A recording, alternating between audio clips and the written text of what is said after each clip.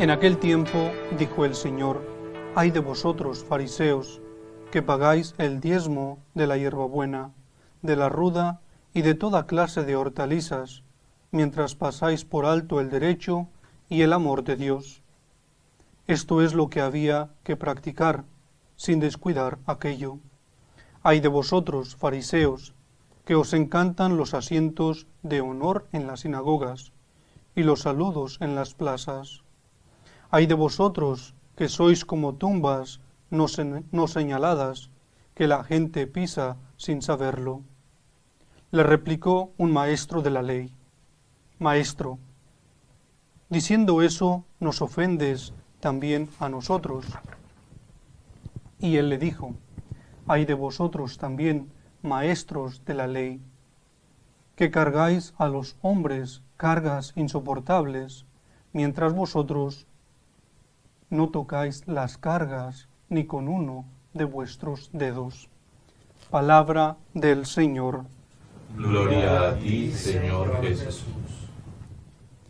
Ante este Evangelio que hemos escuchado, tiene muchísimos elementos de lo cual podemos comentar, pero que quisiera concentrarlo en uno de ellos, que sería la coherencia de vida cristiana a la cual todos nosotros estamos llamados a vivir. Parto con una anécdota. Se dice que en una ocasión un padre salió con su hijo. Iban por el camino de un sendero con mucha nieve. Entonces el padre, diciéndole al hijo: ten cuidado por dónde vas, porque el camino es peligroso. El niño responde al padre: papá, ten cuidado tú, porque yo voy pisando tus huellas.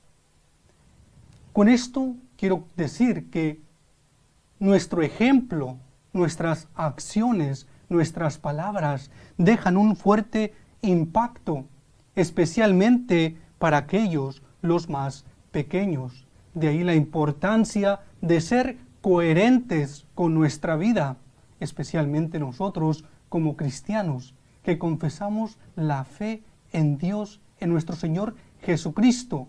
Nosotros tenemos que apuntar, esforzarnos y también estar dispuestos a recibir la gracia para poder ser coherentes con aquello que profesamos con nuestra fe. Con este ejemplo, no solo los padres, sino también los maestros, los ejemplos, estamos llamados a ser coherentes con nuestra vida, porque si bien los pequeños, los hijos, ven las acciones, las palabras, cómo se relacionan sus padres con los demás, cómo tratan sus padres a los demás, eso tiene un gran impacto en la vida de aquellos pequeños. Nuestras palabras y nuestras acciones tienen un gran impacto también en aquellas personas que nos escuchan, que nos ven, que ven lo que hacemos, que escuchan lo que predicamos.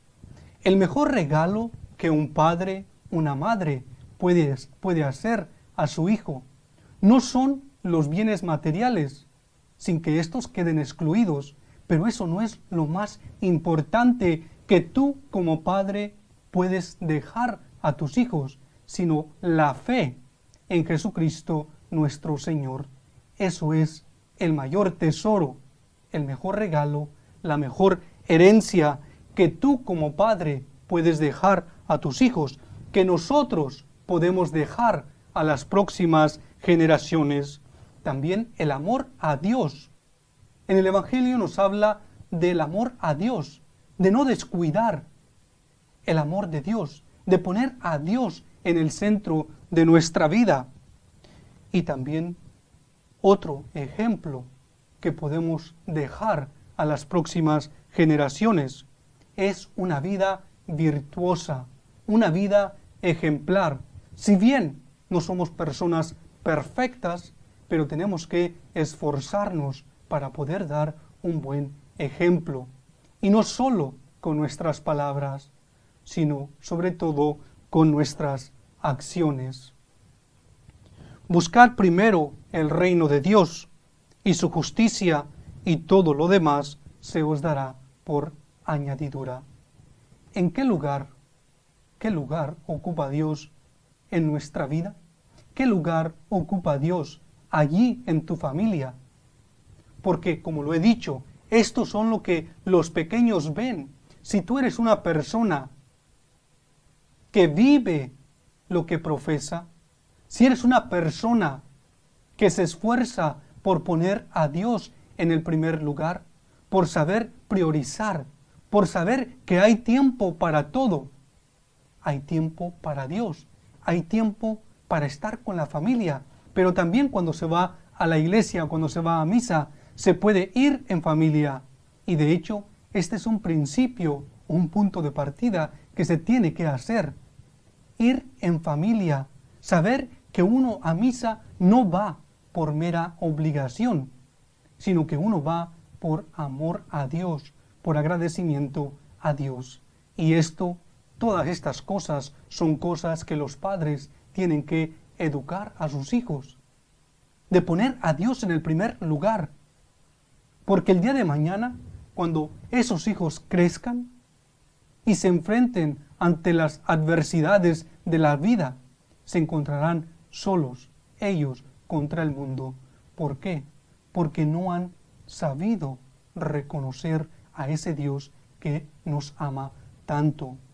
Es de ahí la importancia de transmitir la fe en Cristo a las próximas generaciones, de enseñar, de educar, que hay tiempo para todo. Pero en primer lugar, tenemos que tener tiempo para Dios, porque la historia, el momento en el que vivimos el día de hoy, se empeña por sacar a Dios de la historia, cuando Él es el Señor de la historia. Tenemos una gran responsabilidad para las siguientes generaciones, y mucho de ello está en nuestras manos. Es verdad que Dios también toca los corazones, pero nosotros estamos llamados a hacer nuestra parte. Estamos llamados a dar testimonio, a vivir una vida virtuosa, a amar a Dios en primer lugar, a transmitir la fe en Cristo, en un Dios vivo, en un Dios que nos ha amado y nos ama hasta el extremo. No podemos solo caer y pensar que solo con decir tú tienes que hacer esto, tú tienes que hacer aquello, tú debes, sin que nosotros seamos capaces de mover un dedo. Y esto se aplica también para nosotros que nos dedicamos a proclamar el Evangelio, a evangelizar. Yo no puedo decir a una persona, tú tienes que hacer ayuno, tú tienes que hacer sacrificios, tú tienes que hacer esta obra de caridad, tú tienes que vivir de esta forma, cuando luego yo no soy capaz ni siquiera de mover un dedo, así como lo dice en la parte final que hemos leído en el Evangelio, cuando Jesús dice, ay de vosotros también, maestros de la ley, que cargáis a los hombres cargas insoportables, mientras vosotros no tocáis las cargas ni con uno de vuestros dedos. Tenemos que ser ejemplo, tenemos que ser testimonio, y ese ejemplo, esa coherencia con la vida, la tenemos que manifestar con nuestras palabras y con nuestras acciones, porque tenemos una gran responsabilidad de transmitir la fe en Cristo a las nuevas generaciones.